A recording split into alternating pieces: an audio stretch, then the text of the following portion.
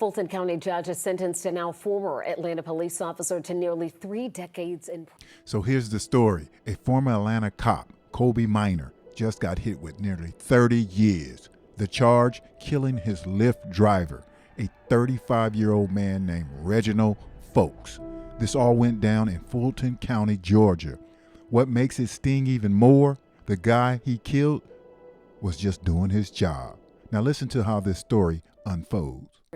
Kobe Minor pleaded guilty to a reduced charge of voluntary manslaughter for killing his Lyft driver, 35-year-old Reginald Thomas Folks, last year. 11 Live's Grace King was in the courtroom for a really emotional sentencing hearing. Grace, talk us through what the victim's family said and how they reacted to this verdict. See, right off the bat, you hear it. Reduced charge. Murder turned into voluntary manslaughter. That's the legal system at work. When it's one of theirs, a cop, they get the best plea deal. The family calls it injustice. They wanted the man to spend the rest of his life in jail. In the media, they softened it. For them, it was just another sad story for them to report on, instead of a brutal killing by an officer. And now we have to listen to the family grieve. Well, we heard from his mom, we heard from his dad, we heard from his cousin, all who hoped that Kobe Minor would spend the rest of his life behind bars. But his murder charge was reduced to voluntary manslaughter through a plea deal, so the judge sentenced him to about 29 years with the possibility of parole. In a Fulton County courtroom, Kobe Minor asked for one thing. I ask that you find it in your heart. Forgive. But after 500 days of anguish, the Folks family made their answer clear. Forgiveness is overrated, and I don't need that to heal because there is no healing that will ever make this wound feel like it was never there. You can hear it from the family's voice, the raw truth. But does that sound like justice was served? The family says not even close. Think about it. An officer kills a civilian and gets a hell of a plea deal and still gets to ask for forgiveness. But the sister's line, forgiveness is overrated. That's not anger, that's exhaustion. The kind that comes from watching a double standard in real time. So why did this happen?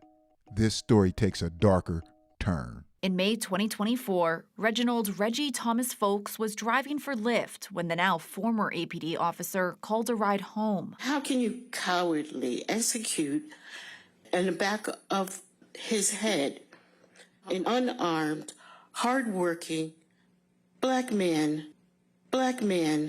whom he hired to drive him home? Minor's attorney says he was having a mental episode when he got in the car and thought Folks was part of a, quote, gay fraternity that could kidnap him. A mental episode defense? Wow. We've heard it all, people. They have come up with all kinds of excuses for why they do what they do. How can a cop say something like that? He thought he was going to get kidnapped by a gay frat. Now I have heard it all. On this channel, we cover the wrong cops do and we cover the wrong women do to men. And I've never heard anything like that. And just think, that excuse came from a cop who shot a hardworking man in the back of his head while he was driving. At about the 2-minute mark, it becomes apparent to me that Kobe realizes exactly what has taken place. And I can hear in that call remorse. But remorse can't bring Reggie back. Reggie did not deserve to have his life taken. Reggie's family says they'll always remember him as a happy, confident, and wonderful young man taken from them far too soon. He never gave up. He always supported people. He always supported his families. I no longer have my protector. I no longer have my twin. That's the cost you don't see in the headlines all the times. Family shattered. Not just sad quotes in the courtroom, but a mother who lost her son, a sister who lost their brother. Family lost an innocent man. And there will still be people out there that say, back to blue. Not all cops are bad. Now, of course, this cop had a mental breakdown. Because what would make him shoot someone in the back of their head? What would make a man do that? Forget about him being a cop. And in his sentencing, Judge Scott McAfee told Minor he hopes he'll dedicate the rest of his life to honoring Reggie. If Minor turns his life around, he could be eligible for parole. All right, Grace, thank you so much. And if parole is on the table, Judge McAfee said the Folks family would get an opportunity to tell the parole board how they feel before any decision is made. And there it is, the judge, redemption. The same system that gave the officer the plea deal now leaves the door open for parole. Meanwhile, Reggie's family, they'll never get a chance. It's over with. You think they looking forward to going to the board and to telling them how they feel? No, they want that family member back.